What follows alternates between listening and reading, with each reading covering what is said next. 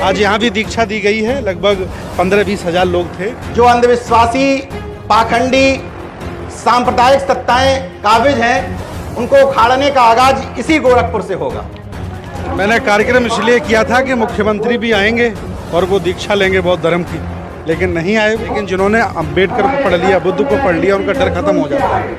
और मेरा तो नाम भंते है। भंते का मतलब जिसका भय का अंत हो जाए। फिर योगी से क्या डरना। ये गोरखनाथ मंदिर तो हमारा मंदिर, मच्छिंद्र नाथ तक ये परंपरा चली, बाद में ये जातिवादियों के हाथ में चला गया, तो आज वहाँ ब्राह्मण पूजा मनवास शुरू हो गया। लेकिन मठ वो हमारा है। आज नहीं कल बाबा जी को हम समझाएंगे और उनकी घर वापसी कराएंगे, ये मेरा प्रयास है। बनारस में अगली तैयारी हो चुकी है। 18 जनपदों का कार्यक्रम है। वहाँ 1 लाख लोग दीक्षा लेंगे। एक्चुअली हम लोग जातियों में बटे हुए लोग हैं, इसलिए कभी भी हम लोगों की यूनिटी दिखाई नहीं देती है। यहाँ 50 साल पुराना अम्बेडकरवादी, 20 साल पुराना बुद्धिस्ट भी जातिवादी होता है। कई जगह तो हमसे जाति पूछी गई कि भंते जी आपकी जाति कौन है।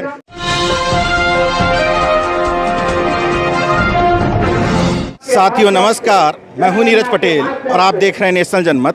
इस समय मैं गोरखपुर में हूं। मेरे साथ बौद्ध भिक्षु सुमित रतन थेरा जी हैं। लगातार एक से बढ़कर एक मील के पत्थर ठोकते चले जा रहे हैं। तीसरा राष्ट्रीय बौद्ध महासम्मेलन, वो भी गोरखपुर में, मुख्यमंत्री की धरती पर, और मुख्यमंत्री स्वयं मौजूद हैं इस गोरखपुर में।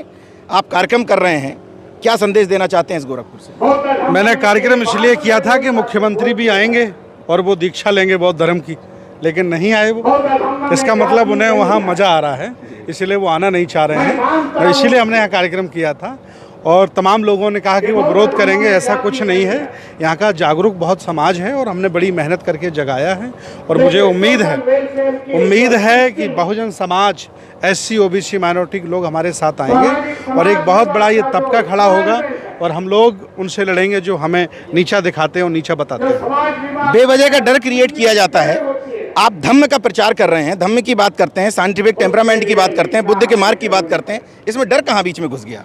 एक्चुअली डरते वो लोग हैं जो बाबा साहब को पढ़ते नहीं हैं, जिन्होंने बुद्ध को नहीं पढ़ा, ज्योतिबा को नहीं पढ़ा, कबीर को नहीं पढ़ा, वो लोग डरपोक हैं। लेकिन जिन्होंने अम्बेडकर को पढ़ लिया, बुद्ध को पढ़ लिया, उनका डर खत्म हो जाता है। और मेरा तो नाम भंते है। भंते का मतलब जिसका भय का अंत हो जाए, पाली भाषा का शब्द है, तो हम तो डर ही नहीं सकते हैं। और फिर योगी से क्या डरना। ये गोरखनाथ मंदिर तो हमारा मंदिर है। भगवान बुद्ध का संप्रदाय, जिसे हम महायान कहते हैं, उसका वज्रयान तंत्रयान का ये मठ है। मच्छिंद्र नाथ तक ये परंपरा चली, बाद में ये जातिवादियों के हाथ में चला गया, तो आज वहाँ ब्राह्मण पूजा मनवास शुरू हो गया। लेकिन मठ वो हमारा है। आज नहीं कल बाबा जी को हम समझाएंगे और उनकी घर वापसी कराएंगे, ये मेरा प्रयास है। आपका कहना है कि ये मठ पाखंड विरोधियों का था, अब जातिवादियों के हाथ में? जी, पहले पाखंड विरोधियों का ये मठ था, अब जातिवादियों का मठ बन गया है। क्योंकि एक व्यक्ति के बदलने से वहाँ का पूरा सिस्टम बदल गया। बाबा चोटी नहीं रखते, मेरी भी चोटी नहीं है। बाबा लुंगी पहनते, मेरी भी लुंगी है। कलर भी सेम है? हाँ, कलर भी सेम है। मेरा धर्म से पहले राष्ट्र है। बाबा साहब ने उधर धर्म पहले ना, उधर धर्म पहले है, लेकिन हमारे यहाँ राष्ट्र पहले है। जी। गोरखपुर के बाद अब अगली तैयारी क्या है? बनारस में अगली तैयारी हो चुकी है। 18 जनपदों का कार्यक्रम है। वहाँ 1 लाख लोग दीक्षा लेंगे। आज यहाँ भी दीक्षा दी गई है। लगभग 15-20 हजार लोग थे और सबको दीक्षा प्रमाण पत्र भी दिए जा रहे हैं। अब ये लोग पाखंड से मुक्त हो गए हैं। ये अपने घर पर जाकर के कचड़े की सफाई करेंगे और ये अम्बेडकरवादी बौद्ध बनेंगे। लोग कहते हैं कि इस तरफ त्याग कम है। इतनी धूप में कहीं बहुत ज़्यादा कूलर वूलर भी नहीं लगे, बहुत ज़्यादा पंखे भी नहीं लगे। मैं देख रहा हूँ पूरे देश भर से लोग आए हैं। आप पूरे पसीने से तरबतर हैं। लगता है कि त्याग की कमी है, लोगों में कमी है। मैं तो देख रहा हूँ कि मतलब ज़बरदस्त उत्साह है लोगों में। गाल बजाने वाले समाज में लोग ज़्यादा हैं, ज़मीन पर काम करने वाला कोई नहीं। हमने यहाँ 3 महीने ज़मीन पर काम किया है, मेहनत की है, पसीना बहाया है। तो लोगों को लगा यार, जब भिक्षु मेहनत कर सकते हैं, गर्मी में पसीना निकाल सकते हैं, तो क्या मैं एक दिन धूप में नहीं बैठ सकता? और यहाँ तो हमने पंडाल लगवाया, तो उत्साहपूर्वक लोग आए और लोगों ने कसम खाई है कि बुद्ध साहू फुले अम्बेडकर की विचारधारा को बढ़ाएंगे और आज नहीं कल ये भारत बहुजनों को होगा, ये संकल्प लिया। एक सवाल मुझसे यहाँ किसी पत्रकार ने पूछा, मैं आपसे पूछ लेता हूँ कि ये सारी भीड़ जुटती है जो पाखंड के विरोध की बात करती है, अंधविश्वास के विरोध की बात करती है, नमो बुद्धाय जय भीम करती है, ये गायब कहाँ हो जाती है? गायब ये हो कहीं नहीं जाती है। ये भारत बहुत बड़ा है। एक्चुअली हम लोग जातियों में बटे हुए लोग हैं, इसलिए कभी भी हम लोगों की यूनिटी दिखाई नहीं देती है।